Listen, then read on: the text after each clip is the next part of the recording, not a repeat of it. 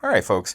What I'm doing is just kind of making some bonus videos to go at the end of the class for this one.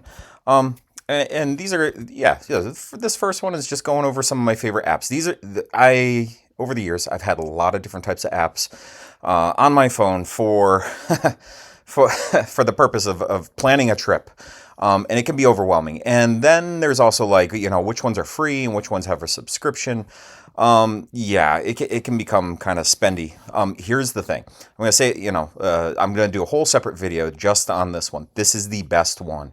Yes, it's going to be $50 a year. It is.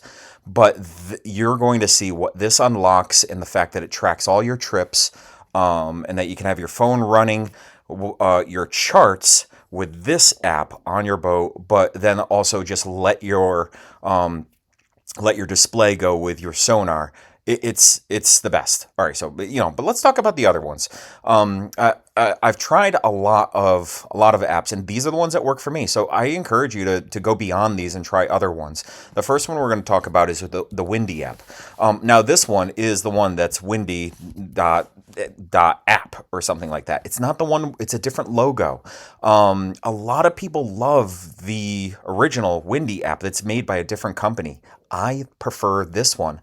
I put it into so you can change the. I don't know. I really like this one in particular. I have the settings on mine set to fishing weather and stuff like that. So it gives me, it bases it on current and on moon phase and stuff like that. It gives you a little prediction of like, is the fishing going to be good or not? I do generally ignore that, but I like the quick view of like what's happening. I like to be able to quickly compare weather models, to go to the GFS or to go to the HRR or to go to the NAM. Some of these models are better models for weather. If you want to plan out a week ahead, I would be using the GFS. But some of them are better for like next day weather, where it's like if you use like one of these models that's going out too far, it might actually be a little too aggressive on the wind. But if you back it down, you can see that I'm using just like I've got this one set up for like the best model on this, and what you can see with this is that yeah, I'm doing this on a snowy winter day, and so I wouldn't be going on the water right now anyway, but just side by side view. If this is January 25th, 8 o'clock at night, and this is 6 o'clock in the morning, it doesn't matter. So like this could be June, July, August, it doesn't matter. Here's what I'm looking at is like I get this quick view of the winds and everything, and this tells me, holy moly, later on in the day I had better get my ass in, or else like it's going to be rough on the water. It's not going to be okay. It also has like a quick little view of the general tides, the wave heights, and it does factor in like if there's a storm, you'll see that the wave heights go really high and stuff like this. And that's what we had here. We had a storm offshore for this, a snowstorm, and so the wave heights were higher. And then you've also got your general tide. All right. So anyway, I predominantly am using this to check the wind and the wind direction. And I do open it up in map mode and kind of see what's happening. Now, planning out the whole year or planning out, yeah, honestly, planning out the whole year. I love Tide Alert, this particular one. Again, like I can't, yeah, I think it's like, it's somewhere around like $12 a year. I think the Windy app is one where I think this Windy app one is one where it's about like $10 a year, but like I eventually like was like I'm just gonna do a lifetime subscription. I like it enough. There's a few of these where I chose the lifetime subscription to be like I'm done paying for this. I'm gonna use it all the time. Tide Alert is one where like if they had a lifetime subscription, I would do it. But I think it's $12 a year. Right now it's lapsed for me, so I don't have all of the charts. I just did a quick screenshot before it was like, hey, do you want to upgrade your subscription? But you can set favorite locations, and what this will do is it'll tell you the height of the tide and everything. This is super helpful for me because I have to scoot under a bridge when I'm getting out, and I know that there's a sandbar that I have to go over. So I look at this and I dial in, and for the whole year I actually like sit down with pen and paper and I map out a whole calendar and everything. That's at the beginning of my presentation. I'm not going to show that right now, but this is the app that I use to kind of like go through the whole day and stop and go, okay, here's my threshold for like it's too low and I'm going to hit that sandbar. I had better end my trip before then. Or, oh man, on these days it's going to be a little too high. Even though I don't have a T-top on, I might top out in the center console going underneath the bridge. So again, this helps me just kind of plan that. So I would say you don't necessarily need this one if you don't have to go in and out like I do with different types of structure you have to avoid. Radar now. When I am on the water, so by the way, I'm just going through these in the order that they're here. This is not one that I use to plan ahead for a trip. This is when I am on the water. I hit this button and it pops up immediately and shows me like, hey, there's a pop-up. This is super helpful in the summer when there's pop-up storms and stuff like that that could be coming up off of Long Island. And you want to just like look at their trajectory and be like, oh man, like is that going to hit me? So this is like one of those things where it's like I use it in the moment, quick radar. It's not going to download a lot of data, so I could be all the way out in the middle of the sound, away from like cell phone towers, and it will still be able to load. That's why that's important. While the NBC app, I'll talk about that one. That one loads a bigger chunk of data. It might not always work. All right, got one. This is a citizen science project here. I think it's created by the like the Atlantic Marine Fishing Guides Association, something along the lines of like that.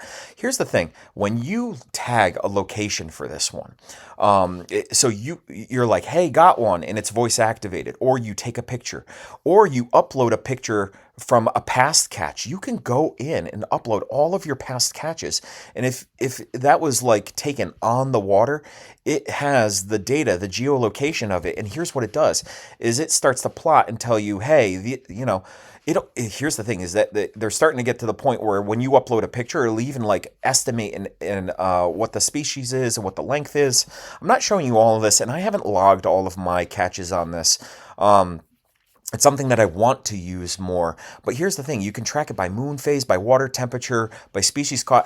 You're not inputting that data. It grabs the location and goes back into the weather history that's out there, and inputs the moon phase and oh my god, the tide phase and everything like that. And so when you do locate on a map, it'll show you your personal map. Will show you. I can zoom into this and find exact locations, what rock I was on in the general area.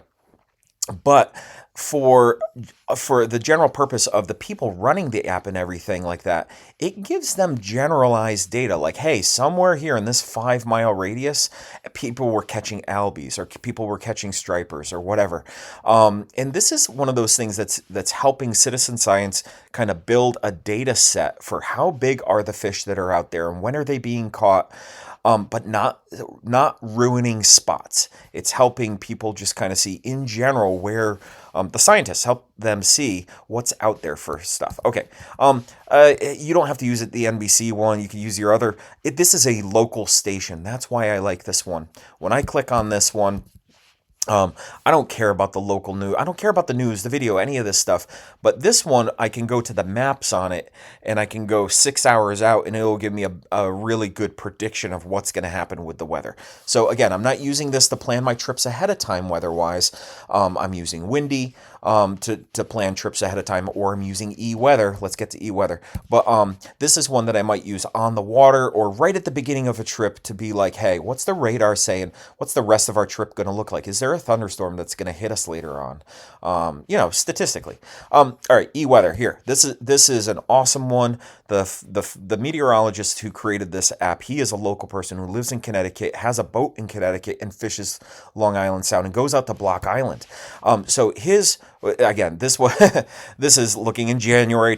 Was when I took a screenshot, but I go to the weather feed and I see he'll type up every day. He types up what the weather's going to be, puts in a detailed forecast. Here's the thing: he puts in a marine forecast. This one's awesome. If a hurricane's coming or whatever, he tells you like when he's pulling his boat. So it's one of those like this guy's got his eye on the water. He'll be like, hey, don't go to Block this weekend. Stay off the sound. There's a small craft advisory. I love this one. Now, last one. is marine weather. This one, so you could get this, all of the data that's in this from, the my brain is like the NOAA, from NOAA. This uses NOAA charts and everything like that. And here's what I love about this. Look at this. I get this. This is a wave map. Do I have the? Oh, I don't have this. Yeah. No, I don't have the setting. But anyway, there is a nearshore waves map that I like to use. That's this one right here. And I can zoom in and see, okay. Right here, this is going to be a calm day. I could go right out to the race here. I could even go all the way out here to Montauk, and like I know that this is going to be calm. I could fish beyond Long Island Sound, and all of Long Island Sound, even the gut here, is not going to have waves that are going to be dangerous for me, for anybody in the boat. But then if I look and I see this, this is telling me, I better find a little nook or a cranny. If I want to go out, I better take my boat up into the Connecticut River or hug the shore, because, man, the heights are going to be dangerous. If I try to go out to Montauk, if I try to go out to Plum Gut, I might not be getting back. And so I love this. So I love this map for just kind of dialing things in. You can see down here, there's like a little play button. So you kind of stop it, play it, stop it, play it. And this goes out, I think it goes like about like 10 days out. It's awesome. Okay, anyway. And that one, by the way, this one is a subscription, but it also has tons of other NOAA maps that, like, if you're going to go beyond this and go out to the Outer Bank, not the Outer Banks, to the continental shelf and stuff like that to go for tuna, you'd want to have an app like this that can give you some of those offshore reports. All right. So here's the thing. I'm going to go through slide by slide in another video going over the boating app. So check out for that other video. Take care, folks. All right. All right.